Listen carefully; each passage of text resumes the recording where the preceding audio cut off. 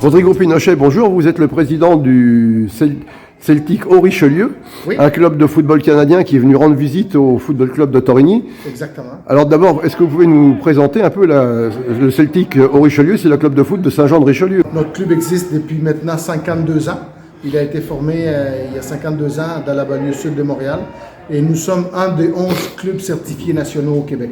D'accord, c'est donc quand même une belle oui, promotion. On est un club d'environ 2000 membres licenciés. Ah, d'accord. Représentés dans toutes les sphères du soccer québécois. D'accord. Et alors donc le football qu'on peut qualifier d'européen par rapport au football américain, je suppose, a le vent en poupe au Québec. On l'appelle soccer pour faire justement une différence par rapport au football américain. Et nous sommes redevants de Soccer Québec et de Soccer Canada, qui sont les entités certifiées par la FIFA.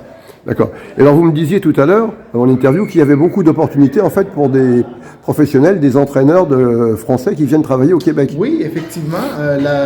Les compétences du football français sont reconnues à travers le monde.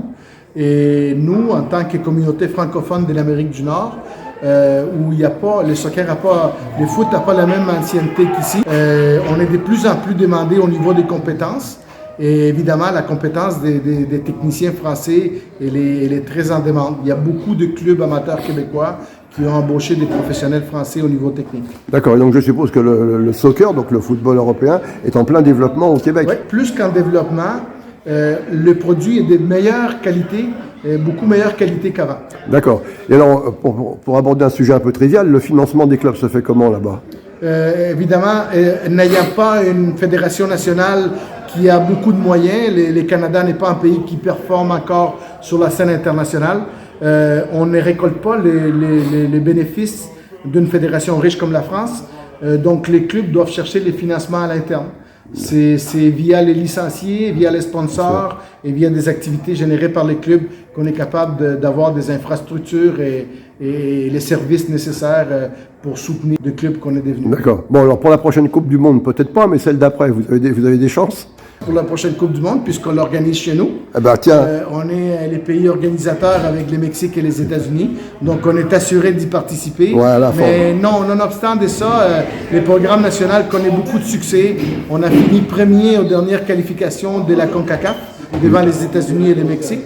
Et on a plusieurs de nos joueurs nationaux qui jouent dans des grosses équipes européennes, dont Alphonso Davies au Bayern Munich, ou encore Jonathan David qui joue à Lille et qui est actuellement le meilleur buteur du championnat de France. Ah, c'est formidable. Mais écoutez, alors je vous souhaite de soulever un jour la Coupe du Monde de football. C'est très gentil à vous. On travaille pour donner les maximums d'espoir à nos jeunes. C'est ça notre mission. Merci beaucoup d'avoir répondu à McJournal 77. Ça m'a fait grand plaisir. Je m'appelle Rodrigo Pinochet. J'ai le privilège d'être président du club de soccer Celtics depuis déjà presque 25 ans.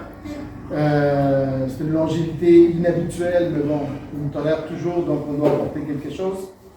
Je vais laisser tantôt Alex présenter notre club, je vais intervenir aussi, ça va faire partie de la présentation, mais je tiens surtout à souligner comment nous sommes reconnaissants de cet accueil.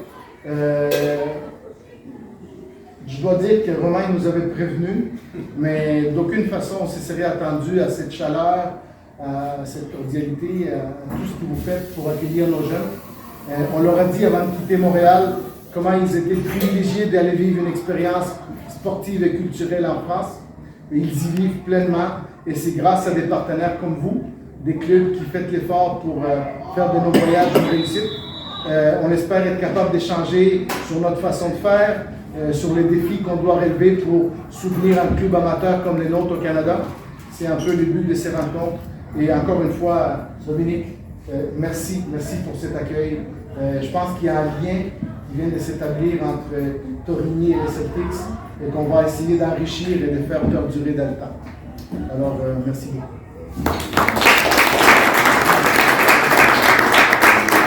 Je suis toujours ravi de pouvoir accueillir du monde dans ces installations.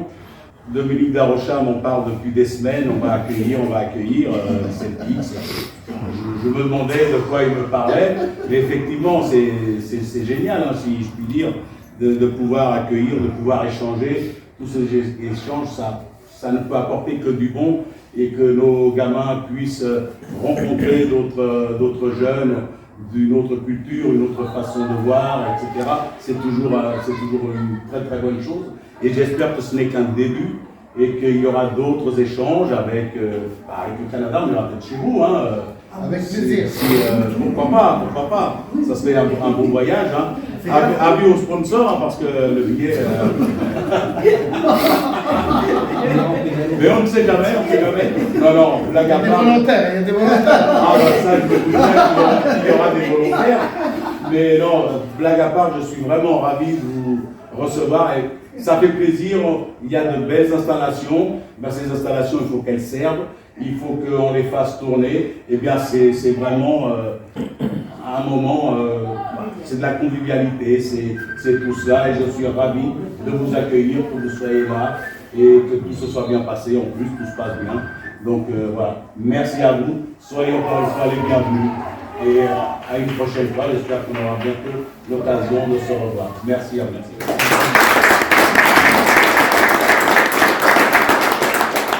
Je vais laisser à Romain, notre partenaire, parce que c'est grâce à lui si nos amis canadiens sont ici, de se présenter quand même, parce que c'est grâce à Romain si on peut faire cette action et qu'on peut échanger avec Rodrigo.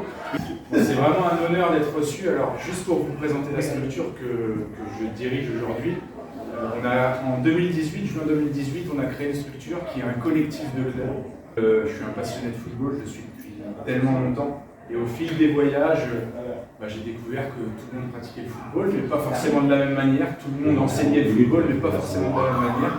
Et je me suis dit, en créant justement pour le football amateur ces échanges, donc on a créé un collectif de clubs avec un premier club en France qui nous a suivis, malgré que ce soit gratuit d'adhérer. Il y a des clubs qui se disent, mais qu'est-ce qu'il veut faire avec tout ça?